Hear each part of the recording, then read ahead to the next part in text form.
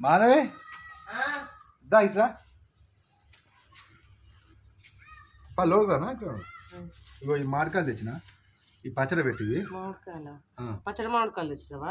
పచ్చడి మామిడికాయలు తెచ్చిన పచ్చడి పెడతా అని మన ఇద్దరు ముగ్గురికి కాబట్టి పెద్ద అంత పట్టదని తెచ్చిన పచ్చడే పచ్చడే. ఇగో ఇది పెరుగు ప్యాకెట్ మాది ఇది.